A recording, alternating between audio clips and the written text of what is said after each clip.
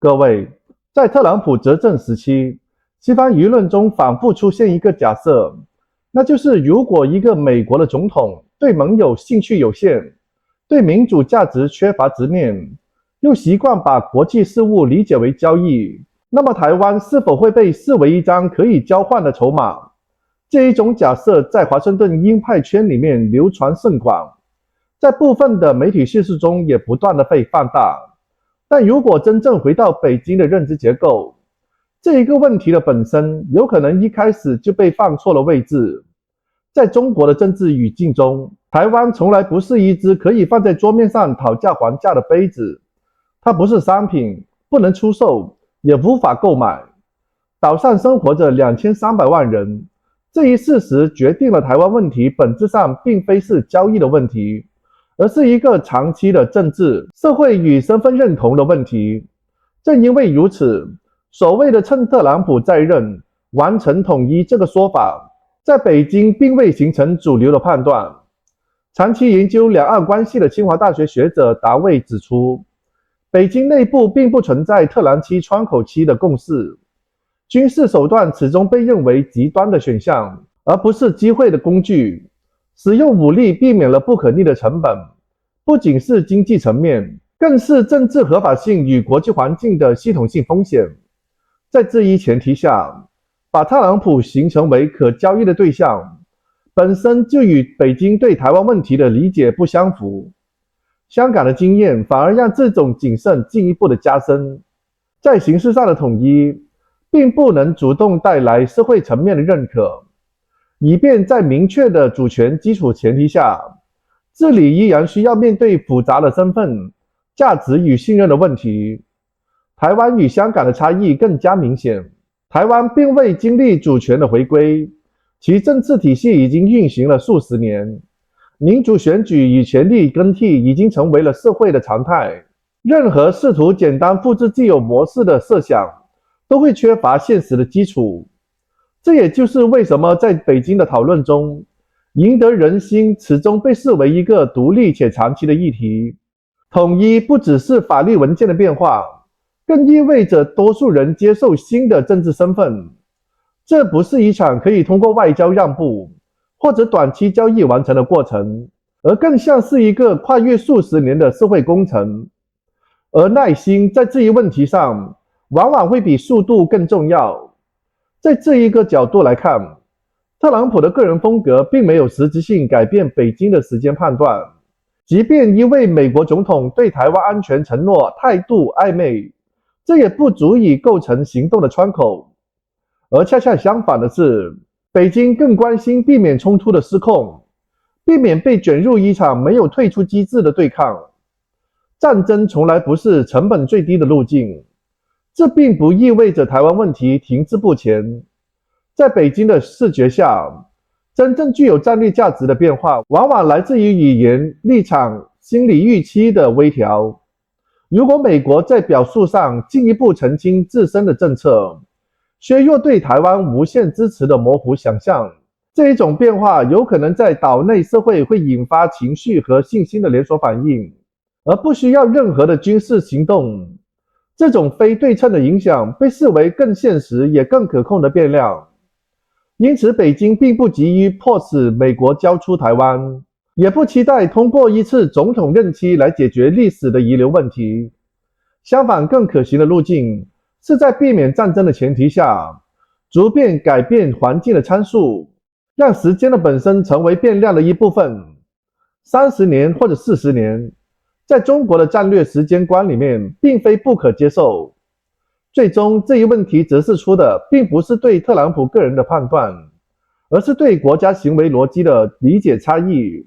将台湾视为交易的筹码，是典型的商业化思维；将统一视为长期认可的过程，则是政治与社会工程的视觉。这两种逻辑并不在同一个谈判桌上，也因此很难发生真正的交易。在这一现实下，所谓的错失机会的说法更像是一个外部的影射。对北京而言，最大的风险并不是错过窗口，而是误判节奏。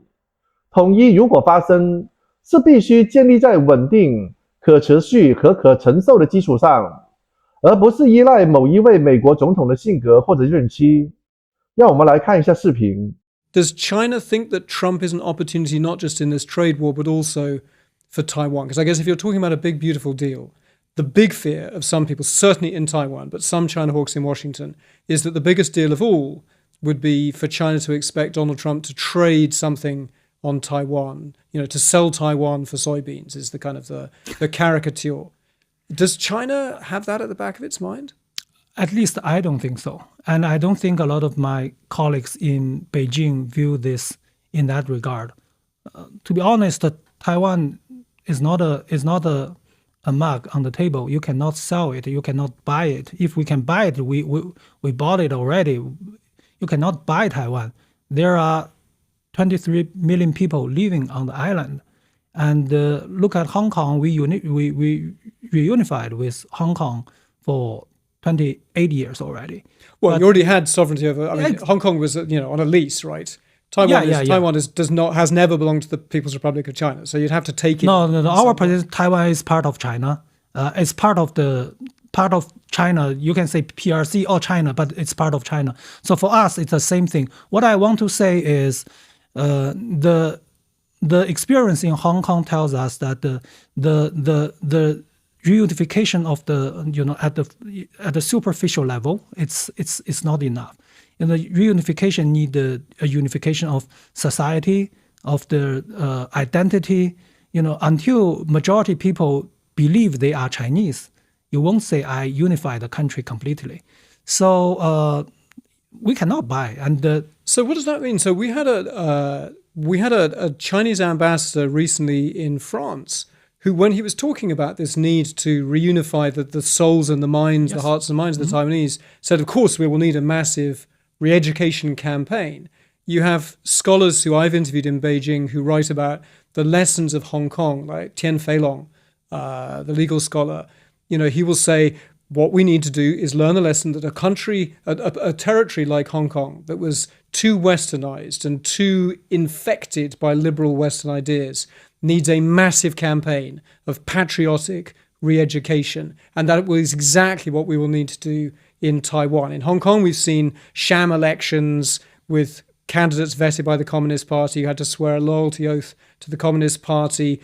We've seen the crushing of the free press, the sentencing of Jimmy Lai, the media boss. If that is a model that China is learning from, what's the message to people on Taiwan who might be watching this? What is coming for them? I definitely agree that we need to win the hearts and minds of people no matter in Hong Kong or in Taiwan. But I think the approach could be very different. These two cases, though we believe that both cases are, both places belong to China, but as you said, the process is different. In Hong Kong case, we signed the treaty with the U.S. with the UK, then we take it back. But so we reunified in the form first, and then you face the task how to win the hearts and minds. So we gradually realize that this is very difficult actually. But would you need to have patriots governing Taiwan? That's the phrase we hear in Hong Kong. We know what that is code for. Patriots governing Hong Kong means if you want to hold any public office at all, you have to swear a formal legal oath of total loyalty to the government of Hong Kong and to the Communist Party leadership in Beijing. There are millions of Taiwanese who right now do not want to swear an oath of loyalty to the Communist Party in Beijing. They vote for parties in free democratic elections that are absolutely opposed to rule from Beijing. So what happens to them under mainland Chinese rule? In China, many people are studying the Taiwan version of the one country, two systems. So that means Taiwan has their own version of one country, two systems. It's different. It will be different from Hong Kong's, but I don't think we already have one, official version of the Taiwan version of one China, two system version for Taiwan. We don't have that. So I hope that in the future we can discuss with people in Taiwan about how to achieve that goal. So I don't think we should literally just copy what we are doing in Hong Kong to Taiwan, because Taiwan is still not reunified. But it's a place, I've covered elections in Taiwan. It's a real democracy. It's a noisy, raucous democracy, but it's a real democracy. You have parties that violently disagree. You can choose which one you vote for. Yeah. Power changes from one party to another. It's very hard to imagine how China could ever let that happen again if it took over. Yeah, 30 years ago, 40 years ago, I think majority people will say, even in Taiwan, I think majority people believe that the two sides were reunified. 40 years ago. But you have to put democracy, that cork is back in the bottle. That's not something I'm not true saying this is incompatible with democracy or with election. What I want to say is now from current perspective, you may believe that it's quite impossible. But who knows what will happen after 40 years? We don't know. The call here is, do you agree you are Chinese? You are a Chinese citizen. And I don't know the form of reunification with Taiwan in the future, but if it's a unified country, you need to be loyal to the government, to the system, right? And if that's a 30, 40-year project, potentially, that China is patient and wants to wait, will there be some voices who, as Donald Trump finishes this presidential term, will some in Beijing say, well, that was a wasted opportunity. We had an American president who does not seem to care much about allies, who tells us he doesn't care about other countries being democratic. And so all of the usual problems we have, that America cares about Taiwan as a democratic ally, under Trump, they're not really a serious consideration. So leaving aside the 30, 40-year patience, will there be some people in Beijing going, Trump is a window of opportunity, and if he leaves office and we have not achieved some sort of closer stranglehold on Taiwan with Donald Trump in the White House, we will feel we have completely wasted an opportunity? I think there will always be different views in Beijing, in China about this. How do you view this window of opportunity? How do you view the Taiwan issue?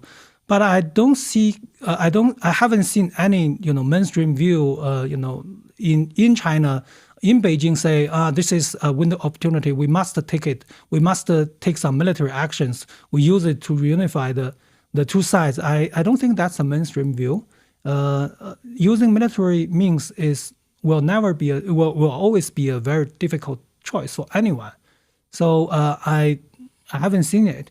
But I do think there is an opportunity for China and the U.S. to work on Taiwan issue. I don't know what can we do specifically. But I don't think that's a deal that the U.S. gave Taiwan to China or vice versa. I think we might try to, for instance, one of possibility for me is, can the U.S. clarify their one China policy further?